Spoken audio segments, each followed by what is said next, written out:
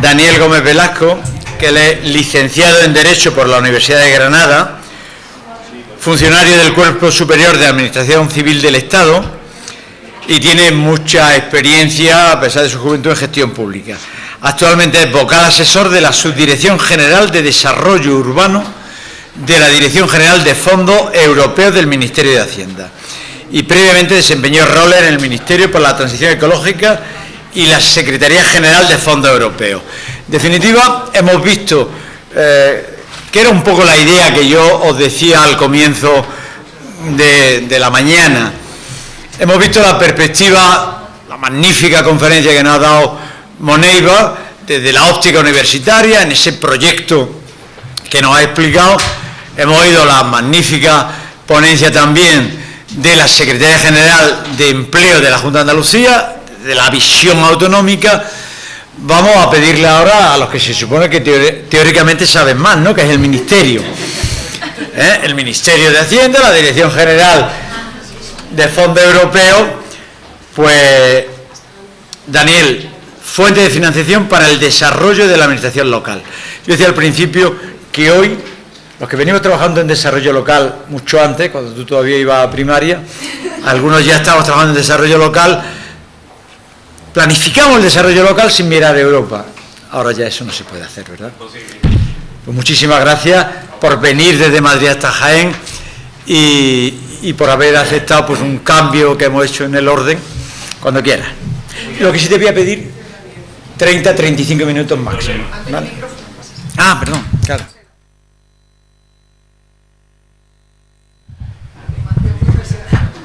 A ver, ¿se escucha? Se escucha a todos, ¿no? Bueno, pues antes de nada, dar las gracias, por supuesto, a don Antonio Martín, a todo el equipo coordinador del curso, a la UNED, al Ayuntamiento de Bedmar. Es Bedmar, ¿verdad? Bedmar. Eso. Hasta hace 3 días para mí es Bedmar, pero tengo familia en Úbeda y me han corregido sabiamente, así que vengo con la lección aprendida. También al resto de entidades colaboradoras, ¿no? a la Diputación de Jaén, que siempre tiene muy buena relación con nosotros. Y en fin, para nosotros es siempre un placer estar en estas charlas, en estos cursos. Siempre decimos que la Administración del Estado es ese ente que está por encima y que fuera de Madrid parece que no irradia y parece que no toca. Y eso tenemos que empezar a corregirlo, somos perfectamente conscientes, y más cuando hablamos de algo tan importante como es la financiación europea en el desarrollo urbano. Por lo tanto, todas estas oportunidades que tenemos para llegar al territorio y poner un poco de voz a aquello que hacemos también en los ministerios, pues siempre es de agradecer por la oportunidad que nos brinda. Y es un orgullo de verdad poder estar aquí un poco hablando de cómo funciona esa financiación europea que muchas veces nosotros trasladamos en números demasiado grandes, que perdemos la noción de lo que implica, pero que cada uno de esos números luego tiene un impacto del que nos enorgullecemos cada vez que paseamos por las calles y vemos un cartelito que pone la financiación europea. Desgraciadamente, y he de reconocer, y soy totalmente sincero, me habría encantado venir aquí con un pan bajo el brazo, que es la resolución de esa convocatoria que tiene a todas las entidades locales expectantes. En aquellos momentos, cuando Antonio ya me contactó, creo que por ahí, por marzo o abril, recuerdo que la primera fecha era antes del verano, ¿no? Era mayo. Y le dije, mayo va a ser imposible, Antonio. Vamos a ponerlo un poquito más atrás, septiembre. Pues en septiembre sin problema, porque pues estamos en las mismas. Desgraciadamente, bueno, la convocatoria no se ha podido publicar a estas fechas, pero sí que es cierto que yo estoy convencido y pongo un poco la mano en que la publicación es inminente, porque el trabajo ha sido ingente y un trabajo de verdad a destajo, con comisiones de valoración acabando a las 10 de la noche. ¿Qué es lo que pasa? Que siempre también pilla ahí el mes de agosto por medio, hay que coordinar 7 departamentos ministeriales con más de 20 personas, y ha sido complicado. Pero estoy seguro de que el trabajo va a tener el fruto. Y como comentaba antes ahí en el corrillo con algunos compañeros, la incidencia, y lo diré a lo largo de la charla, la incidencia de verdad hay que ponerla en ser conscientes del momento en el que nos encontramos, ser conscientes de los tiempos que hay, lo que dicen los reglamentos comunitarios respecto a los plazos de ejecución y ser conscientes de que hay que adelantar trabajo. Ya lo decíamos antes y hay que volver a repetirlo, hay que adelantar trabajo. Y ante esa tesitura, pues bueno, por nuestra parte intentar dar las confianzas y la seguridad necesaria como para ser conscientes de que ese trabajo de verdad que va a tener un fruto y va a tener un rendimiento. Entonces, ante la coyuntura de que no tenemos esa resolución publicada, que más allá de poder comentar resultados y de extrapolar datos, que van a tener de verdad una extrapolación muy interesante cuando veamos, aunque aquí entiendo que a muchos de vosotros lo que os interesa es qué ha pasado con mi PAI, a mí no me interesa tanto qué ha pasado con vuestro PAI, a mí lo que me interesa más es cómo hemos llegado a todo el territorio, porque ese equilibrio provincial es fundamental cuando hablamos de algo tan importante como la política de cohesión. Por lo tanto, más allá de poder hablar de esos datos, de esas conclusiones que tendremos que extrapolarlo en un momento futuro, ahora lo que vamos a intentar abordar es un poco una perspectiva más teórica de fuentes de financiación europea, sobre todo un poquito con más incidencia en el ámbito local, y también qué nos encontramos nosotros en nuestro ámbito de trabajo dentro de la Secretaría General de Fondos Europeos cuando hablamos de financiación europea y en un momento como es el momento presente, que es un momento de consolidación, pero a la vez me atrevería a decir también que de transición y de cambio por todo el momento político en el que nos encontramos. Por lo tanto, siempre me gusta empezar y quiero resaltar por qué la política de cohesión es tan importante. Muchas veces cuando hablamos de financiación europea, y sobre todo en el ámbito de las entidades locales, aquello con lo que nos quedamos es que estamos hablando de una financiación que nos sirve para desarrollar proyectos que vienen bien a nuestras ciudades y a nuestros pueblos, a nuestros entornos. Pero en el ámbito macro, en el ámbito desde arriba, nosotros lo que pensamos siempre es que esto es una política de cohesión. Y la política de cohesión ha sido uno de los elementos clave en la integración de la Unión Europea, que ha estado vigente desde prácticamente su comienzo. Ya con la Comunidad Económica Europea de 1956 empiezan a desarrollarse fondos estructurales para cohesionar. Y cohesionar es equilibrar, cohesionar es igualar. Igualar a nivel económico, a nivel social, a nivel de infraestructuras, a nivel verde, en todas las dimensiones del término. Y eso, cuando hablamos de ámbito local, adquiere una trascendencia más importante todavía, porque el ámbito local, dentro de todos los niveles administrativos, el ámbito local es aquel que se enfrenta todos los días con la ciudadanía, ¿no? Es la primera línea de frente que responde ante las necesidades de la ciudadanía aportando soluciones. Y por eso creo que cuando la financiación europea llega al ámbito local adquiere una importancia todavía superior, porque a través de esa política comunitaria en el ámbito local, la Unión Europea se legitima ante los ciudadanos. Y es fundamental. Hay muchas veces que no, y me acuerdo en el periodo anterior, sobre todo con el Next Generation, porque yo, excepto este último año que me he dedicado a la parte de fondos estructurales, los años anteriores me dediqué al plan de recuperación prácticamente desde el inicio del mismo. Y cuando empezábamos a discutir la política de comunicación, que a muchos de vosotros que sois gestores de fondos europeos nos decís, perdón de la expresión, pero lo jodida que es la política de comunicación. Y al final nosotros siempre tenemos que decir una cosa, es que ese cartel que pone financiado por la Unión Europea es lo que sirve para que la ciudadanía legitime lo que hace la Unión Europea. Y no es poca cosa, no es poca cosa. Por lo tanto, de verdad que cuando acabemos hasta las tantas haciendo gestión de contratos para que sean financiados por la Unión Europea, pensad también en todo esto. ¿Cómo vamos a enfocar? Aunque aquellos que me conocen ya de charlas anteriores soy muy dado a la improvisación, pero quiero más o menos tener como 3 bloques y que me interrumpáis las veces que haga falta, ¿vale? En un primer lugar voy a intentar hacer un somero repaso de cuál es el contexto actual de la financiación europea y las múltiples fuentes de financiación que encontramos.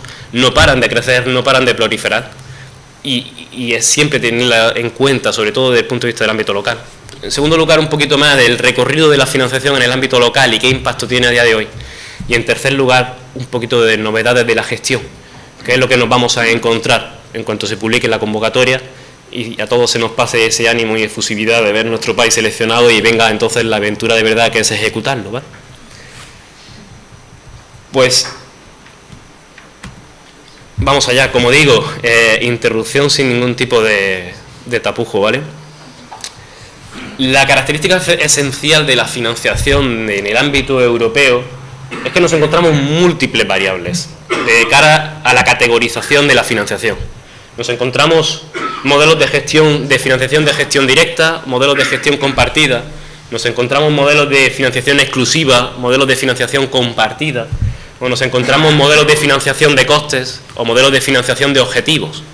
¿Qué quiere decir? Son múltiples fuentes de financiación y el conocimiento de las mismas es fundamental, no solo de cara a la captación, sino de cara a la eficaz ejecución de los mismos. Podemos decir que hay tres grandes modalidades de fuentes de financiación de cara a la captación de fondos. La primera fuente de financiación serían los fondos estructurales, que son aquellos que conocemos más y aquellos que están más sobre el terreno, sobre todo en el ámbito de la financiación local. Los fondos estructurales están presentes desde, como digo, desde el propio germen de la Comisión Económica Europea, ya en 1956 con el Fondo Social Europeo, y tienen un objetivo principal, que es la política de cohesión. La política de cohesión es: voy a cohesionar territorios.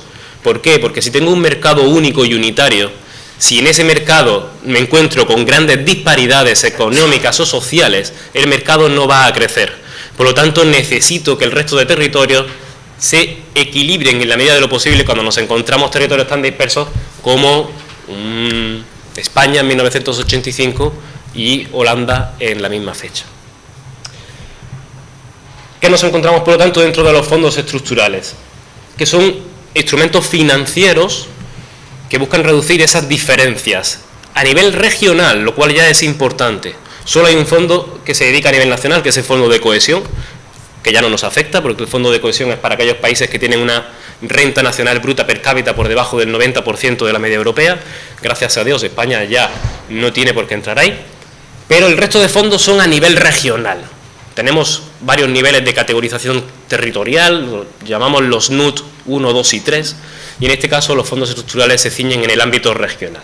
El principal de ellos es el Fondo FEDER, ¿vale? El Fondo FEDER, el Fondo Europeo para el Desarrollo Regional, es el fondo que tiene una mayor dotación en ámbito de la política de cohesión. Para que nos hagamos una idea, tradicionalmente, de prácticamente los años 70, FEDER creo que surge en el 1975, desde entonces la política de cohesión viene a suponer una tercera parte del presupuesto de la Unión Europea, lo cual quiere decir la importancia que se le da a la misma. Para que os hagáis una idea, la otra tercera parte prácticamente es la PAC, política agraria también de común.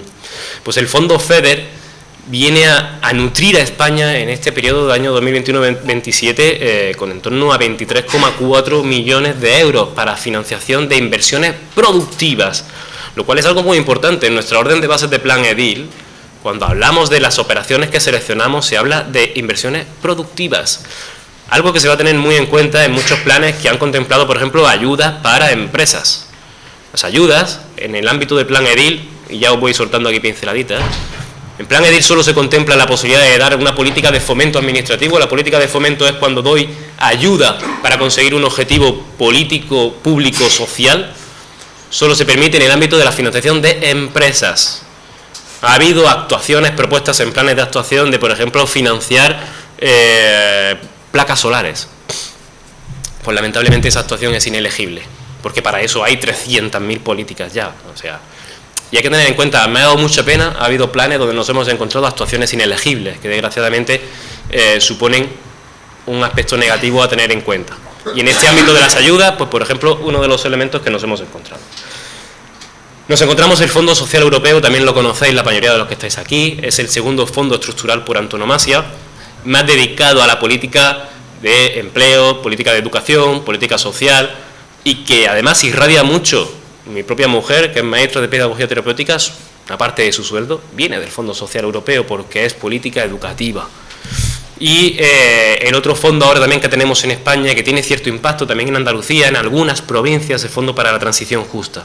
El Fondo para la Transición Justa forma parte de un paquete muy amplio que son los fondos para el clima, que ahora daré algunas pinceladas, porque también tenemos que controlarlos en el ámbito de las entidades locales incluso, porque introducen determinadas variables dentro de la lucha contra la transición, lucha contra el cambio climático y por la transición justa energética, que pueden tener también implicación en el ámbito local, no solo se quedan en ese aspecto macroestatal o autonómico. El Fondo de Transición Justa, dotación con 869 millones para este periodo. Estos tres fondos, junto al Fondo Europeo Marítimo y de Pesca, que en Jaén toca poco, la verdad, y el FEADER, constituyen lo que llamamos los fondos estructurales y de inversión. ¿Qué características tienen estos fondos, fundamentalmente? Primero, objetivo de la política de cohesión, tienen una clasificación regional y por categorías de desarrollo. Eso quiere decir que tradicionalmente nos encontramos en toda la Unión Europea, las regiones se dividen en 3 categorías: regiones más desarrolladas, regiones en transición, regiones menos desarrolladas. Además, este periodo, aquí en mi tierra, en Andalucía, nos beneficiamos de una tasa de cofinanciación más alta que nunca. Es el 85% de la cofinanciación, lo cual ya se acerca mucho, prácticamente al 100%. Además, los fondos estructurales son un modelo de gestión compartida. ¿Qué quiere decir la gestión compartida? Se comparte la gestión entre las instituciones comunitarias y las instituciones nacionales. Ello conlleva que nos encontramos una autoridad nacional, la subdirección del FEDER, con organismos intermedios. Todas las entidades locales beneficiarias de los planes EDIL van a ser organismos intermedios ligeros, lo cual corresponsabiliza de la gestión de los mismos. Seleccionan las operaciones y son los encargados de velar porque dichas operaciones seleccionadas cumplen todos los requisitos comunitarios. Eso es lo que se llama la gestión compartida. Además, nos encontramos una regulación comunitaria con el reglamento 1060-2021 y lo fundamental, lo que diferencia esencialmente de los fondos estructurales del paquete Next Generation o el PRTR, como lo conocemos más, es el modelo de certificación de costes. Lo que financiamos con fondos estructurales es el coste de la inversión. Yo selecciono una operación, la operación la verifico, está correcta, muy bien, ejecútela. Cuando la ejecute me pase a la factura, que yo le voy a abonar la tasa de cofinanciación que le corresponde. Modelo sencillo, básico, luego tiene 3.000 millones de aristas, pero es el modelo de certificación de costes, que no tiene nada que ver con el modelo del plan de recuperación. ¿Qué nos encontramos en Next Generation? Pues una locura, en todos sus niveles, desde la planificación y la negociación en su momento con la Comisión Europea hasta la ejecución en tiempo y forma. Pero es que es un modelo de inversión completamente diferente. Estamos en 2020, llega la pandemia y la Unión Europea se dota de una respuesta totalmente diferente a lo que fue la respuesta de las instituciones comunitarias a la crisis anterior, que fue la crisis financiera originada en 2008. Ante una respuesta primera de austeridad financiera, surge una respuesta de estímulo económico, de garantizar el nivel de ciclo económico de inversiones para mantener el tejido productivo y los empleos. Yo siempre lo digo, Next Generation es una conquista de la diplomacia, es una conquista del multilateralismo hoy que está tan cuestionado. Ese multilateralismo de instituciones internacionales que velan por los intereses de todos sus miembros a través de consensos, de pactos, algo que hoy está muy cuestionado. En ese momento fue una conquista. ¿Por qué? Porque por primera vez un organismo internacional se endeudó solidariamente para hacer financiación de inversiones en todos los Estados miembros. Es decir, que las inversiones que estáis haciendo ustedes con PRTR las está financiando toda la Unión Europea, España incluida, por supuesto. Y eso no ha pasado nunca en la historia. Y esto hay que tenerlo presente, porque de verdad que es una conquista. Y además un volumen sin precedentes. Si la política de cohesión está en torno a 370.000 millones de euros, Next Generation han sido 750.000 millones de euros, de inversiones de financiación del 100%, una financiación en exclusiva derivada de la Unión Europea, adelantada por el Estado. Lo cual hay que tenerlo en cuenta de cara a la responsabilidad que conlleva la ejecución en tiempo y forma, porque el asunto es mucho más delicado de lo que parece. ¿Cómo se estructura? Si en fondos estructurales, al ser un modelo de gestión compartida, lo que hacen los estados para canalizar el FEDER es negociar un acuerdo de asociación que luego se planifica en programas operativos. Plan EDIL deriva de un programa que es el plurirregional, el que tiene afectación a todo el Estado. Pues tenemos programas regionales y el plurirregional.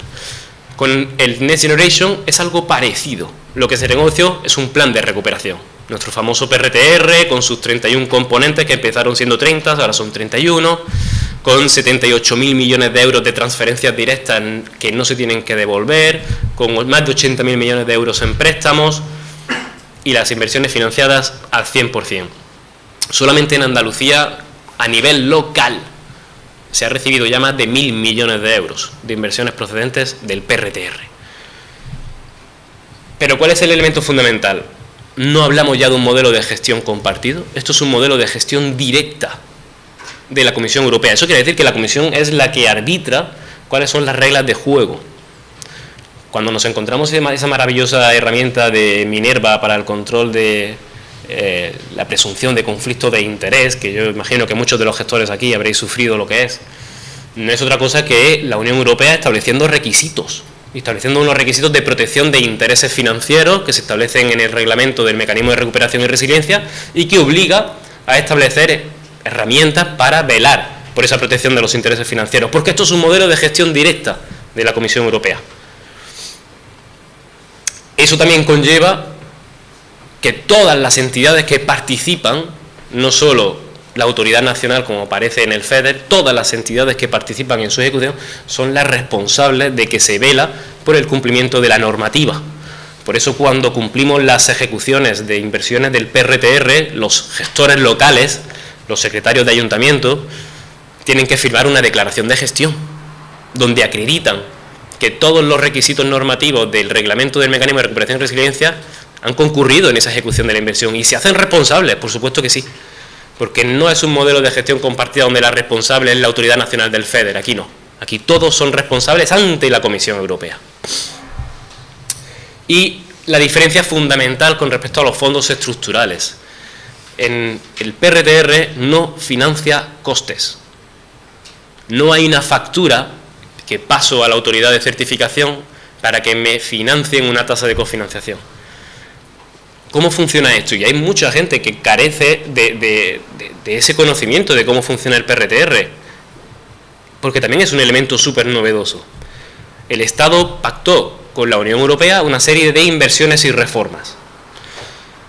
Las inversiones determinaron, por ejemplo, cuántos kilómetros de línea de alta velocidad vas a construir de aquí a 2026. Voy a construir 100.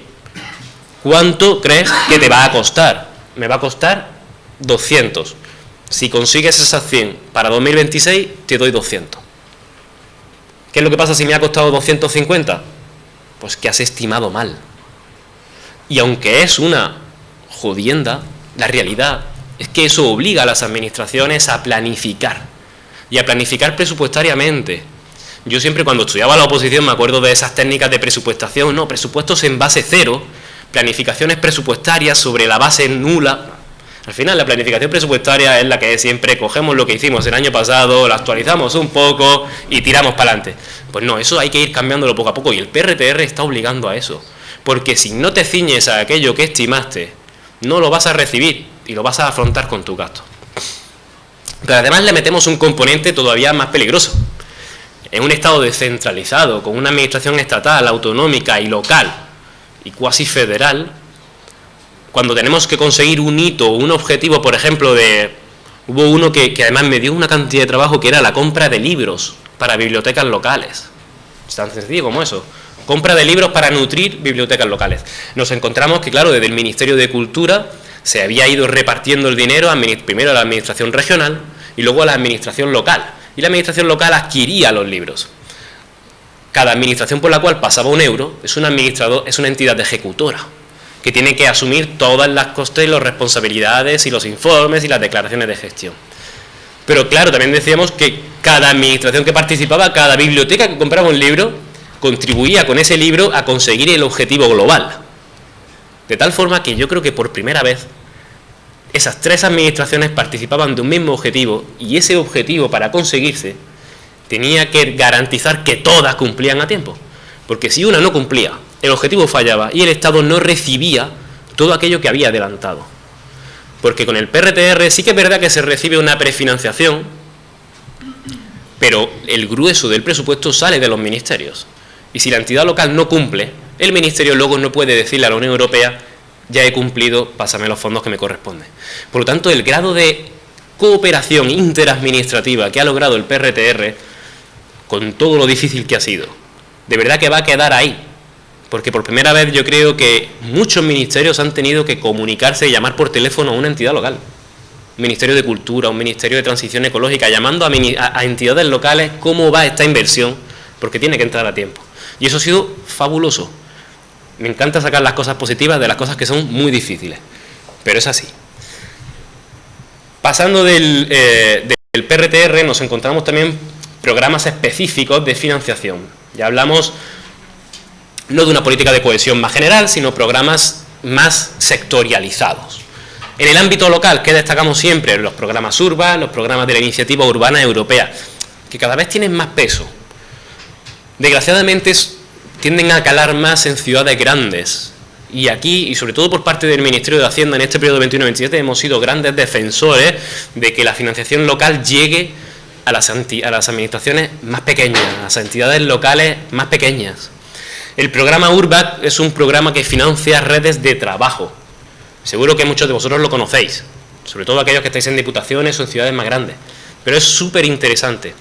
Lo que financia es que ciudades de todo el marco europeo, y más allá del marco europeo, porque participa Moldavia, participa Noruega, ciudades que han tenido modelos de éxito en la gestión de inversiones o de proyectos concretos, se reúnen con otras ciudades, se generan unas redes donde se comparten esos modelos de éxito. Y el programa lo que financia es toda esa infraestructura de viajes, de reuniones, de los peer review, etc.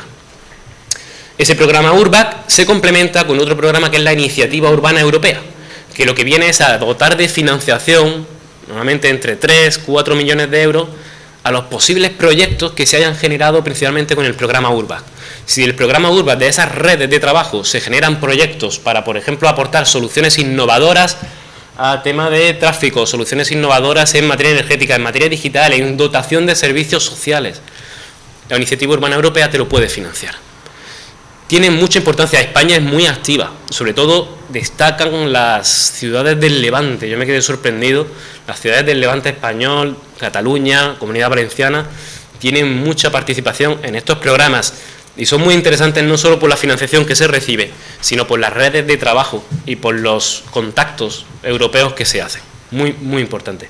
Y luego tenemos otra serie de fondos que conforman ese paquete por el clima, por ejemplo el programa LIFE, que es para temas de biodiversidad, apoyando también elementos de transición ambiental. El Fondo Social para el Clima, que va a comenzar en el año 2026, para apoyo a las personas vulnerables en todo el ámbito de la transición climática justa, que es un ámbito muy delicado, porque la transición energética es necesaria, pero no puede ser si se deja atrás a aquellas personas o colectivos más desfavorecidos. El Fondo para la Innovación, también en el ámbito de transición energética, el Fondo de Modernización, que se lleva a cabo por parte de Miteco. Perdón, Fondo de Modernización es para Estados miembros, ese no toca España, es para Estados miembros con rentas más bajas. El Horizonte Europa también por parte del Ministerio de Ciencia para financiación de proyectos de I+D+I, o por supuesto los fondos de cooperación territorial. Es una pléyade de fuentes de financiación con matices, con elementos muy diferentes de gestión, pero que tenemos que conocer porque ese conocimiento hará que nuestras entidades locales puedan nutrirse de ellos. Y aportan mucho más que financiación, aportan experiencia, aportan contactos, aportan elementos muy importantes. ¿Por dónde pasa el futuro?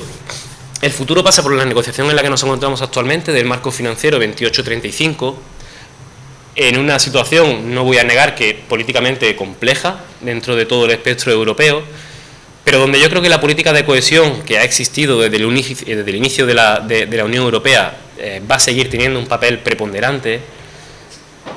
Sí que es cierto que estamos un poco ante la disyuntiva de qué modelo de gestión va a prevalecer, la certificación de costes, la gestión por reformas e inversiones, hitos y objetivos planificados.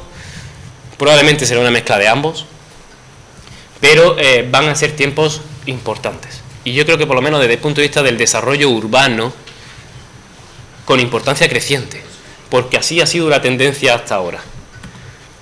La financiación del desarrollo urbano en el ámbito europeo, como digo, ha sido una política de importancia cada vez mayor. Y cuando vamos a todas las reuniones o todos los foros en el ámbito europeo se le ve que tiene muchísima importancia dentro de la política de cohesión. Ya el marco anterior de la EDUSI 14-20 yo creo que supuso esa consolidación del desarrollo urbano. Se tuvo que dedicar un 5% de todo el FEDER a desarrollo urbano sostenible. En el periodo actual 21-27 se va a dedicar el 8% de todo el FEDER. Estamos hablando de un crecimiento muy importante y yo creo que se va a consolidar. En su momento ya partíamos de ese programa Urban, que muchos de vosotros conoceréis. Anterior al año 2006 ya hubo 45 ciudades beneficiadas. En el periodo siguiente, 7-13, ya contábamos con 344 millones de euros de ayuda. Pasamos al periodo de Dusi con 1.300 millones de euros y entramos en Plan Edil con 1.800 millones de euros. Es un crecimiento muy, muy exponencial. Es una tendencia creciente y no solo es la ayuda. Me gusta mucho recalcar, aquí en Andalucía quizá menos, porque la tasa de cofinanciación es muy cercana al 100%, con un 85%, es el efecto tractor. El PRTR ya puso entre sus principios fundamentales la capacidad de ser política tractora. Los fondos estructurales, si algo tienen, es que son capaces de generar una capacidad de inversión por parte de las entidades locales que si no le das esa pequeña ayuda, quizá no la hacen. Como digo, en Andalucía es menos, pero en regiones como Cataluña, que es súper activa en materia de desarrollo urbano, incluso Madrid, País Vasco, Navarra, la tasa de cofinanciación es del 40%. Tú tienes que aportar un 60%. Estamos hablando ahí de capacidad tractora. Y eso es fundamental. No es te doy una ayuda al 100%, la ejecutas y te olvidas. No. Estás involucrando tu propio presupuesto. Cuando involucras tu presupuesto, te aseguras muy mucho de que lo que estás haciendo tiene sentido y tiene una eficacia. Este periodo, si todo va bien y la ejecución marcha como estoy seguro que va a ir, supondrá un gasto local de más de 2.600 millones de euros. Y eso es mucho, mucho dinero para transformar nuestras ciudades. Así que nadie de verdad, cuando la gente nos dice no podemos esperar más, la convocatoria tiene que salir, nadie más preocupado que nosotros.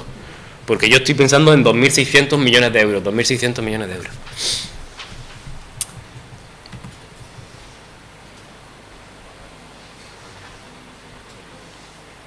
¿Y qué es lo que nos encontramos en el nuevo periodo? ¿Qué hemos aprendido del pasado y en qué nos tenemos que centrar un poco los esfuerzos? No tanto desde el punto de vista local, digo también por parte nuestra, como interlocutores con las instituciones comunitarias en esa negociación del desarrollo urbano del futuro. Si hay algo que hemos conseguido consagrar a partir de la presidencia española de la Unión Europea, se hizo un trabajo ímprobo para garantizar su consolidación, es el principio Place-Based Approach. El principio Place-Based es algo que aquellos que nos desplazamos a las reuniones de seguimiento de los comités, yo por ejemplo voy siempre al comité de URBAC una vez al semestre, donde es la presidencia de la Unión Europea, nos damos de bruces con una realidad, y es que la realidad territorial de la Unión Europea es muy, muy diversa. En España somos 8.123 o 24 o 27 entidades locales. 8.120 y pico. En países como Francia creo que no llegan a 2.000. ¿Eso qué quiere decir? Que tenemos un nivel de capilaridad y de microlución muy grande en el ámbito local. ¿Qué implica eso? Que llegar fondos europeos a todos esos niveles locales es muy difícil, cuando en el ámbito de muchos países europeos se piensa que una ciudad intermedia es aquella que tiene más de 100.000 habitantes. 100.000 habitantes que se vengan a Castilla y León. En Castilla y León, en el ámbito de Plan Edil, que una ciudad grande se cataloga a partir de los 75.000 habitantes, creo que tenemos, lo digo de memoria, pero son 4 o 5, en toda Castilla y León. En la provincia de Jaén, es Jaén. Ya está. Entonces, ¿cómo me puedes decir tú a mí que una ciudad intermedia tiene más de 100.000 habitantes? Es imposible. Se negocia y se consensúa que ciudades intermedias pueden tener a partir de 20.000 habitantes. Pero es que nos parece absolutamente insuficiente, porque con 20.000 habitantes, de las 8.000 y pico entidades locales, podrían aspirar 300 y pico. Entonces se hizo un ejercicio de negociación muy duro, y en eso puedo dar fe. Por eso también se retrasa la publicación de la convocatoria, para garantizar que muchas más entidades puedan entrar a través de esas áreas urbanas funcionales, las áreas urbanas flexibles que introduce la convocatoria, de tal manera que en torno a municipios de 5.000 habitantes puedan integrarse en municipios que sumen 10.000 habitantes. Eso ha sido un esfuerzo de negociación tremendo por parte del Gobierno de España para garantizarlo en esta convocatoria. Porque de verdad que cuando yo digo allí que una ciudad intermedia puede ser mi ciudad de Santa Fe en Granada, hay muchos compañeros del ámbito europeo que no se lo pueden creer, que para ellos aquello es como una aldea. Como una aldea. Y me acuerdo, y lo digo como anécdota, pero uno de ellos me lo dijo, un luxemburgués. que me estaba diciendo cómo era la política de cohesión de Luxemburgo, y yo no me puedo creer que tú me digas a mí cómo es la política de cohesión de Luxemburgo, por favor. El principio place-based es fundamental. Y otro principio fundamental que yo creo que se está consagrando es la planificación estratégica. Le hablábamos antes con el plan de recuperación, las administraciones públicas tienen que planificar con éxito. Si no planificamos a corto, medio y largo plazo, vamos a estar condenados siempre a cometer los mismos errores. Y en el ámbito de la Unión Europea se le da una importancia fundamental. Empezamos con la EDUSIS. Las EDUSIS ya eran un ejercicio de planificación de agendas urbanas. Con Plan EDIL se le ha dado una vuelta, pero que también consolida. Un plan de actuación integrado tiene que estar versado en una estrategia de desarrollo integrado local donde tú nos digas cuáles son tus debilidades, tus amenazas, tus fortalezas, tus oportunidades, pero que vayas mucho más allá, que me digas tu entidad local, tu zona, tu área urbana, ¿en qué consiste? ¿En qué se basa económicamente? ¿En qué quieres que se transforme? ¿Qué le falta? Y cuando me digas eso, ahora me dices qué proyectos implican una actuación eficiente para conseguirlo. Y os puedo asegurar que ha sido uno de los grandes retos que ha tenido todos los equipos valoradores de los planes de actuación integrado. Ver cómo de esas ediles el plan de actuación integrado responde eficientemente. Y ha sido un trabajo muy complejo. Pero sin planificación no hay éxito. La integralidad. Eso va a calar por todos lados y tiene que intentar comprenderse por parte de la administración local.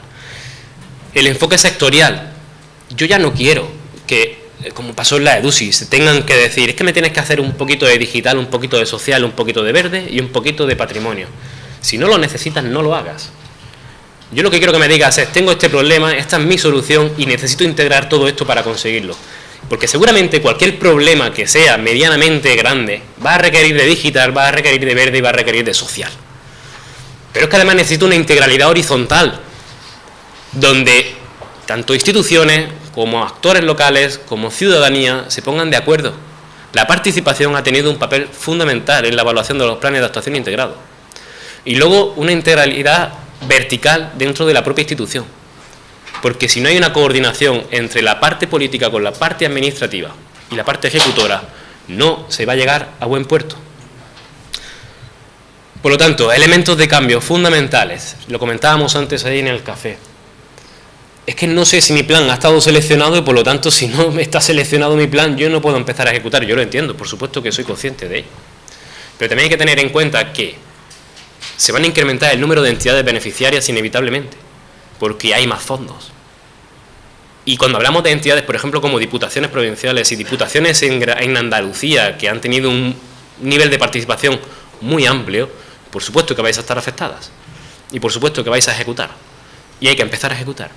Y hay que empezar a ejecutar teniendo en cuenta que hay que superar una de las grandes trabas de la SEDUSI, que era la rigidez. Si planificamos, perfecto. Pero hay que planificar teniendo en cuenta que los tiempos actuales son volátiles y que nos puede llegar una pandemia, nos puede llegar una guerra en Ucrania y nos puede llegar un alza de precios, unos aranceles, lo que sea. Por lo tanto, hay que garantizar la capacidad de adaptación, la resiliencia, la flexibilidad y arbitraremos por parte de los organismos intermedios los mecanismos de modificación sustanciales y no sustanciales necesarios. Y eso hay que tenerlo en cuenta y tenerlo en cuenta de cara a planificar la ejecución de la gestión. Antonio, estoy ahí más allá de plazo, ¿no? Venga. Y ya está muy por encima, nuevo periodo, que tengamos en cuenta que nos vamos a encontrar y impartiremos, vamos a implementar una política de formación al respecto, formación online y formación presencial. Y por supuesto también actuaremos a través del Centro de Atención a Usuarios que se puso en marcha ya para la gestión de la convocatoria y que se va a quedar para la gestión de los beneficiarios. El Centro de Atención a Usuarios, porque vamos a introducir obviamente novedades que son obligatorias por reglamentación comunitaria, como el principio de DNSH, llegó en el plan de recuperación, se va a quedar en fondos estructurales y se va a quedar para el futuro. Un DNSH donde si mis operaciones están ya predefinidas en los CPSO, en los documentos de selección de operaciones, podré acogerme a esa evaluación, pero si mi operación no estaba predefinida voy a tener que hacer esa evaluación, ya sea simplificada, ya sea sustancial. Un DNSH que va a calar, se explicará y que esperemos que dé los menos problemas posibles. Costes simplificados. Esto ha llegado para facilitar la gestión. Hay mucha gente que está un poco temerosa de los costes simplificados. No, por favor, los costes simplificados en operaciones inferiores a 200.000 euros han llegado para simplificar. La asistencia técnica, todavía hay mucha gente que nos pregunta, pero ¿la asistencia técnica es de lo que ya me han dado o es adicional?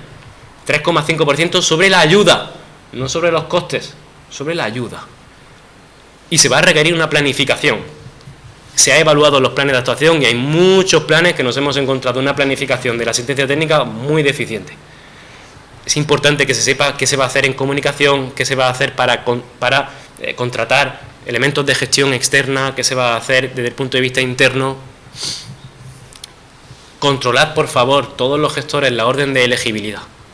14-14, ¿vale? Muy importante. Y los costes indirectos va a ser un 7%, en este caso no como la ayuda adicional, dentro del volumen de ayuda, un 7% de costes indirectos que se atienen como elementos imprescindibles para la gestión de las inversiones. Habrá más elementos, por supuesto que se tiene que tener en cuenta. Los modelos, mucha gente nos pregunta también, los modelos de descripción de funciones, manuales de procedimientos, se darán, plantillas, se van a facilitar en la medida de lo posible. No podemos perder tiempo en empezar a ejecutar. ¿De acuerdo? Y esto me lo voy a saltar un poquito más porque son como claves que damos siempre para tener en cuenta de cara a la gestión exitosa, pero todos lo sabéis. Desde el punto de vista de la administración local, se necesita capacidad administrativa. Y por capacidad administrativa no solo hablo de contratar a personal externo, de consultoras que son necesarias para echar una mano en la gestión y porque tienen mucho conocimiento. Hablo también de capacidad interna, porque eso se está evaluando también por parte de nosotros para saber si el plan se va a llevar a término o no se va a llevar a término. Se requiere que las entidades locales empiecen a tener personal capacitado en la gestión de fondos europeos, porque eso es un modelo de éxito. Se requiere canales de gobernanza, mecanismos de coordinación entre la parte política, la unidad de gestión y la unidad de ejecución. Se requiere de liderazgo institucional, se requiere de participación en los foros, se requiere estar atento a la política de formación y se requiere, por supuesto, intentar adelantarnos a esas revisiones intermedias, que no van a ser exhaustivas, no van a ser tajantes, pero sí se van a tener muy en cuenta porque la clave del éxito va a ser la capacidad que tengamos de reasignar sendas financieras para garantizar el fin último, que es que el Gobierno de España no pierda fondos europeos. Y con esto, y dado que me salgo del tiempo, me pongo a vuestra disposición si tenéis consultas, si tenéis preguntas y daros las gracias por la atención. Ha sido todo un poquito condensado, pero espero de verdad que haya servido para hacer un poquito de ese marco general de lo que nos encontramos hoy en día en la financiación europea. Muchas gracias.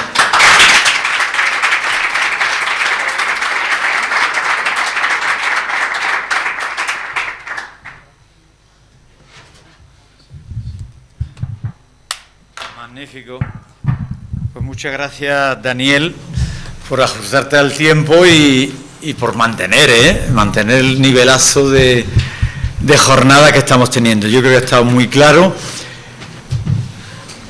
Estamos justos de tiempo, pero no para restarle 5 o 6 minutos a que podáis plantear alguna cuestión. Adelante.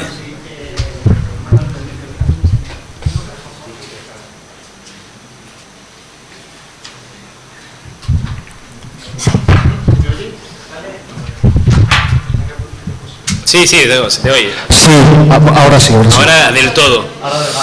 Bueno, estupendo, enhorabuena, porque bueno, me ha aclarado bastantes dudas la exposición, pero quiero preguntar una cosa con respecto a los fondos EDIL. Yo de esto me enteré hace poco, parece ser que esta convocatoria ya está cerrada, ¿no? ¿Cuándo se prevé la próxima convocatoria? Pues si todo va bien, para el siguiente periodo. ¿Y cuándo sería eso? O sea, esta convocatoria ya se avisó desde el principio y así lo dice la orden y la resolución. Es una convocatoria única, por la cual se va a movilizar el montante total de los fondos. Por lo tanto, en este marco, salvo que obviamente nunca te puedo asegurar al 100%, pueden pasar miles de cosas, pero si todo está como está previsto y como así dice la orden de bases, es una convocatoria que no va a repetirse dentro de este periodo, ¿vale? Estaríamos hablando del 27 en adelante ya. Estaremos hablando del periodo 28-35. En el ámbito de, por supuesto, de financiación de desarrollo urbano con el ámbito FEDER, no quiero de verdad que nos ceñamos a que solo existe plan EDIL. Existen múltiples vías de financiación. Existe el PRTR que va a seguir existiendo, existen programas específicos, no sé de qué entidad local concreta eres. Linares. Pues tenéis volumen y tenéis capacidad suficiente como para, de verdad, mirar a otras fuentes de financiación, ¿vale?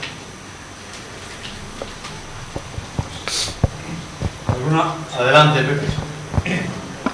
Daniel.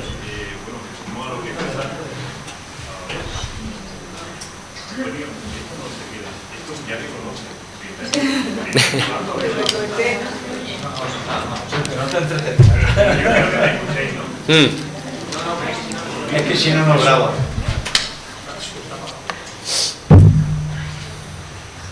Daniel, ahora sí. Sí. Daniel, bueno, darte la enhorabuena como yo creo que todas las personas que estamos aquí, porque ha sido increíble tu intervención, sin menoscabarla de las anteriores compañeras. Yo me gustaría hacerte una pregunta, pero es análisis reflexivo. Bueno, yo trabajo en un grupo de desarrollo rural, ya sabéis cuál es la situación actual, que el 3% a fecha de hoy que destinarlo a defensa y que eso sale de la PAC y se disminuye. A nosotros, cuando vamos a las reuniones con nuestra Dirección General y la Consejería de Agricultura, nos hablan del concepto de multifondo. ¿Tú qué opinas del concepto de multifondo? Es que a mí me llama muchísimo la atención cuando se habla de multifondo, porque Mágina, el Grupo de Desarrollo de Mágina, hemos tenido cualquier programa al cual una asociación sin ánimo de lucro ha podido concurrir. Hemos tenido escuelas taller, hemos tenido, bueno, escuelas taller no, perdón, casas de oficio, perdón, sí hemos tenido alguna escuela taller, hemos estado en Equal, hemos estado en los antiguos YoStar, hemos estado en NAO, en Integra, y la verdad es que yo no llego a comprender cuando nos dicen, mire usted, ¿por qué no aplican el concepto de multifondo? Por una sencilla razón, porque creemos que no podemos acceder a otros fondos por nuestra configuración jurídica. Eso es una reflexión que me gustaría saber lo que tú opinas sobre. Sí, a ver, obviamente la configuración de los fondos europeos, ya sea un plan de recuperación, ya sean fondos estructurales, derivan de reglamentaciones comunitarias que beben de un consenso de Estados miembros muy variados y muy plurales. Eso conlleva que, por supuesto, se establecen una serie de requisitos de participación. Como he dicho, uno de los elementos que hemos intentado tener en cuenta en este periodo 21-27 es garantizar la máxima participación posible de cara, por ejemplo, a la financiación del desarrollo urbano. Cuando hablamos de un concepto multifondo, bueno, a ver, es que es un concepto que tiene muchas interpretaciones posibles, muchas acepciones, ¿vale? Lo que está claro, actualmente se está negociando el futuro de las políticas de cohesión que salga para el marco financiero siguiente, que eso a mí, por supuesto, no me compete ahora mismo, pero yo sí que soy un firme creyente de que todas las entidades que hasta ahora han podido acceder a fondos europeos van a seguir accediendo, y aquellas que no han podido acceder por ser agrupaciones o asociaciones, que, ojo, tienen que garantizar la capacidad administrativa suficiente, porque los que estamos aquí gestionando fondos europeos sabemos de lo difícil que es. No es un dinero regalado a coste cero, no, conlleva mucho trabajo y mucho esfuerzo, pero estoy seguro de que todos aquellos que ponen esfuerzos son capaces de garantizarle el acceso a fuentes de financiación. Hasta hace poco, mancomunidades de municipios era muy difícil que accedieran. Hemos tenido una participación muy activa de mancomunidades de municipios en la convocatoria de Plan Edil, y algunos han presentado planes de actuación muy interesantes. Por lo tanto, yo soy positivo cuando pienso que si una entidad local o cualquier personalidad jurídica, en este caso, que pone los medios, pone las ganas y pone los recursos necesarios, es capaz de acceder a los fondos necesarios. Pero no es fácil, por supuesto que no es fácil. No sé si Juan Manuel Revuelta. Cortito. Sí, rapidísimo. Soy Juan Manuel Revuelta de la Fundación Finnova. La pregunta del millón, claro, siguiendo en prensa las dificultades que parece que vamos a tener en Next Generation antes, lo que no se justifique antes de agosto del 26, la pregunta es, bueno, parece que se ha intentado pedir por parte del Gobierno de España algún tipo de prórroga en las justificaciones, parece que no es tan fácil. ¿Hay algún tipo de plan B? Y en esta zona que hay tantas cooperativas, salía una noticia en prensa este fin de semana sobre los famosos 80 millones de euros del Ministerio de Trabajo y Cooperativismo Social que se dieron a unos beneficiarios creo que era abril del 24, se presentaron en febrero del 24 las solicitudes, se dieron la lista definitiva creo que en abril del 25, supuestamente iban a recibir un 70% de la subvención. Los proyectos todos terminan el 28 de septiembre y no ha llegado. ¿Qué va a pasar con el dinero que no se justifique? ¿Da realmente tiempo? ¿Tenemos tiempo para habrá tiempo para volver a hacer una convocatoria en el mismo componente?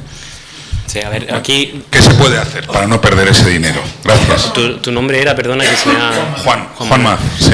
Desgraciadamente, verdad que sale ya un poco del ámbito de mi conocimiento o de mi actual ámbito de trabajo, porque todo lo relativo al plan de recuperación ya se desarrolla por parte de la Dirección General del Plan y por parte, por supuesto, del Gobierno de España. En lo que respecta a posibles negociaciones de prórroga, además, ahí no me puedo yo pronunciar, sinceramente lo desconozco. Lo que te puedo decir por mi experiencia y conocimiento, y porque sí que me dediqué un tiempo a la gestión del plan de recuperación, es que España es un país absolutamente modélico en la gestión del plan de recuperación a nivel comparado de la Unión Europea, de los países más avanzados, tanto en la generación de procedimientos y en la generación de mecanismos de ejecución como en la cumplimiento satisfactorio de hitos y objetivos. No tengo ninguna duda de que conozco a muchos profesionales trabajando en la Dirección General del Plan y la Secretaría General de Fondos que bregan todos los días de sol a sol para garantizar que se ejecute en tiempo y forma, que esto que me trasladas es un poco lo que da respuesta a aquello que decía antes de esa cooperación interadministrativa necesaria para que el Gobierno de España pueda reclamar un pago, necesita que una entidad local ejecute sus inversiones. Ha sido un mantra permanente la necesidad de estar aquí con el plazo en el cuello, y hasta ahora siempre se han encontrado soluciones y se han aportado mecanismos para garantizar que las inversiones se desarrollan. A mí no me cabe ninguna duda de que se aportarán las soluciones necesarias. Como único consejo es que siempre se consulte a la entidad decisora, a la entidad ejecutora de la cual derivan los fondos a la entidad local, normalmente son los ministerios, salvo que haya venido por vía de la comunidad autónoma, y que se intenten dar, por supuesto, las respuestas y soluciones, pero yo no me cabe duda, porque conozco al personal que trabaja, son de los grandes profesionales de la administración del Estado, y eso ha hecho que de verdad que el Estado español sea modélico en la ejecución del plan de recuperación en comparación con el resto de países, que me gustaría de verdad que viese los ratios de ejecución y nos sorprenderíamos. Así que en esa parte no te puedo decir mucho más porque sale de mi ámbito ya de trabajo actual, pero estoy totalmente convencido que el plan de recuperación va a seguir siendo un modelo de éxito en España. Muy bien. Muchas gracias, Daniel. Gracias por venir desde Madrid y gracias y enhorabuena por ese pedazo de ponencia que nos has trasladado.